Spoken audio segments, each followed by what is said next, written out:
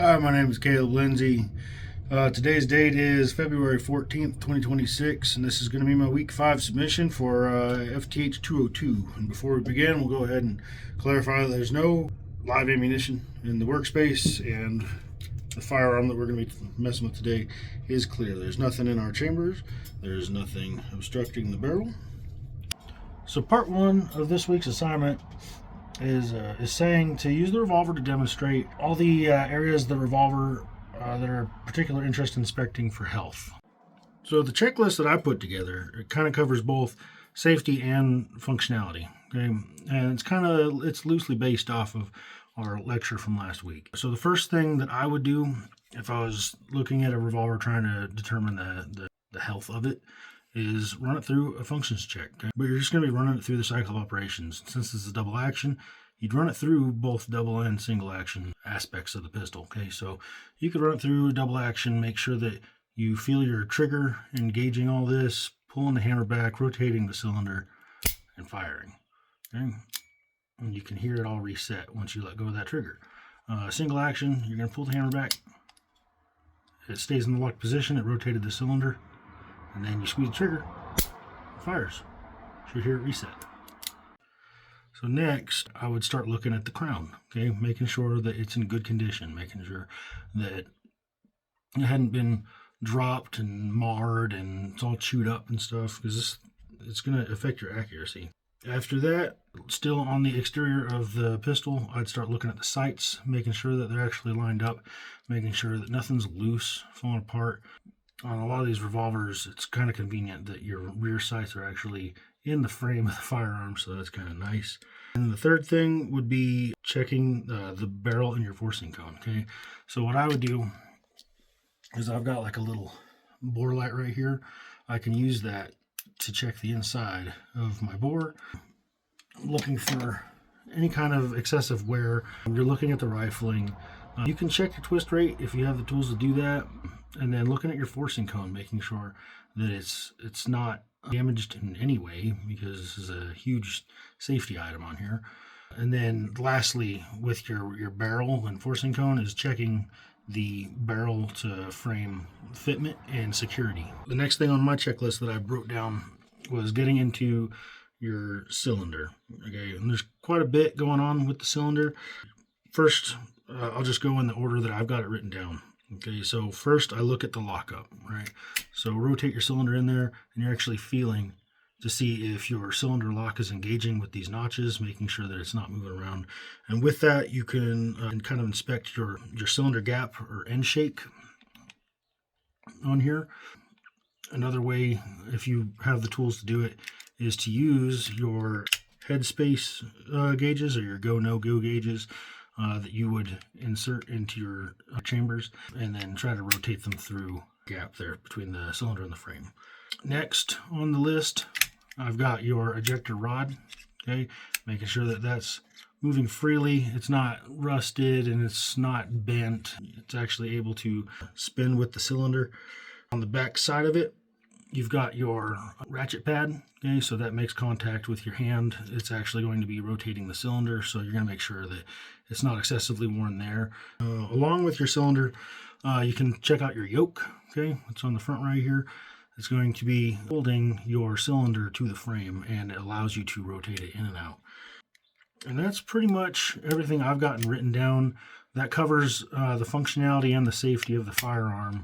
Part 2, we're supposed to identify 10 different learning experiences that we've had throughout this course and articulate why those learning experiences, or why they were learning experiences for you, and then how you plan on strengthening those points in the future. So just like the checklist, I made like a list of things that came to mind when reading that question. They're not in any particular order or anything like that. The first one being gaining an actual understanding of how single and double action revolvers work. Before this class, I didn't have very in-depth knowledge on revolvers. Most of my experience is with automatic pistols or semi-automatic pistols, particularly the 1911 and then like double-stacked 1911s, 2011s, stuff like that. So actually opening up a revolver and seeing how everything works together was kind of awesome, and I do plan on using that in the future. Next would be how safe revolvers can be, especially after the transfer bar was implemented. I learned that, and I read a lot of stuff, did a lot of self reading different articles and stuff myself while in this class, and learning that, especially nowadays, right, with this transfer bar in here, that little silver guy right there, these things are incredibly safe. Like, you've got every single chamber loaded and you're walking around like this, it would take the worst things on earth ever for this thing to just go off in the holster. Okay, it's very safe. It's essentially almost inert when you're just carrying around like this. Your sear surfaces almost seem exaggerated on this, even though in single action right now, like the trigger weight, I think when we did that exercise, I think I got it down to like 3.5 pounds or like 4 pounds, which is pretty light, but it's still enough weight for you to actually try to pull the trigger. But in double action, it's heavy. Okay, basically learning why that double action is so much heavier than single action. I had never thought of it before, and I had never really thought about the forces that you're trying to get past while pulling that trigger, compressing that mainspring, moving all of those components in conjunction with each other. I had not thought of that, so that was really interesting. So I guess that's 3 things. The history of the revolver. Okay, I'm a big history nut. I really like World War II and stuff like that, like I guess most 30-year-old men do. A huge fan of the 1911s, and these are the predecessors. Okay, these were here first. So there's a ton of history with these. Learning about that, learning about the development of them, the ideas that came in with them, was just really cool. And then to add on to that, so number 5, I guess, would be learning how much revolvers have evolved over the years. Okay, because when I first got into this class, I thought revolvers, right? They're old. It's old technology. It's just been around forever. I didn't think much of it. And then seeing how far they've come with just this simple idea, mind blowing. Like seeing the pictures, and I've found videos of people doing test fires with old like 1800s pistols and stuff. These things are pretty advanced compared to what they used to be. Okay? Then number 6 was, like I said earlier, it was kind of like a refresher. Okay, so but the barrel twist exercise that we did, very much appreciated that. I had only ever done it once before, ever. 7, I wrote down learning the proper way to remove the side plate. All right, that, I'll be completely honest, if that was not explained in the lecture in week 2, I'd be that guy trying to pry it off. Okay, so learning that was very helpful.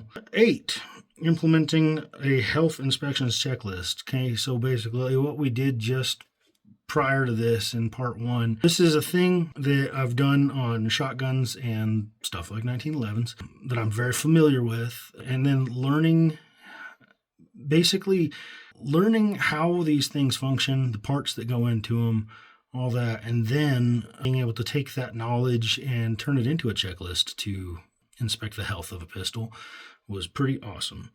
Number 9, learning about the revolver's cycle of operations compared to other firearms was interesting. I don't know if this is just me saying the same thing over and over or not, but it's different. Okay, so like striker fire pistols are incredibly popular these days, and there's only like a couple of ways the cycle of operation moves with those. Same with hammer fired pistols. But with these things, trying to, for some reason, wrapping my head around how multiple things are kind of happening almost at the same time with the same mechanical movement was almost challenging for me, because I guess I had never put any thought into it. So learning all that was really interesting for me. And then the last thing was learning about how timing affects the action in a revolver. Just like any firearm, they are a mechanical device. They rely a lot on timing. And as soon as that timing is, I don't know, thrown out of whack, it could just mess up lots of things, especially when we're dealing with a cylinder and how everything, at least in my perspective, how everything is kind of timed off of this cylinder stopping on those notches is huge. So those are the 10 things that I thought of, and I'm probably running out of time right now.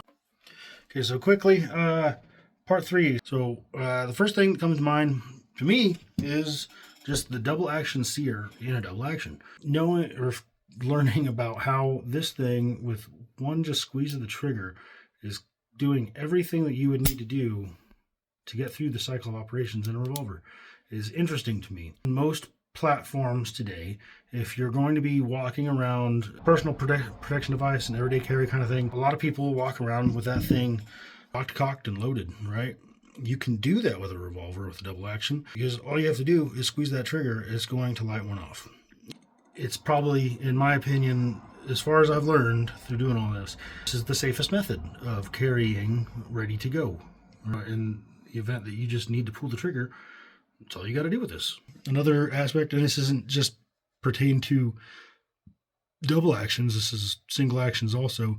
What I thought was kind of interesting learning about the development of these things was that hammer surface, right? So in early days, a firing pin was essentially just part of the hammer.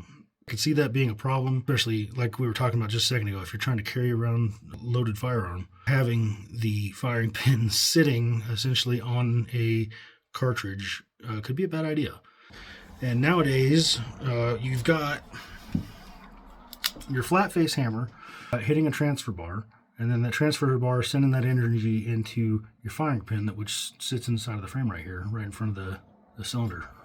Okay, I find that hugely innovative and way safer. So I don't know. That's my part 3. I really enjoyed this class. It was fun. I learned a lot. Thank you.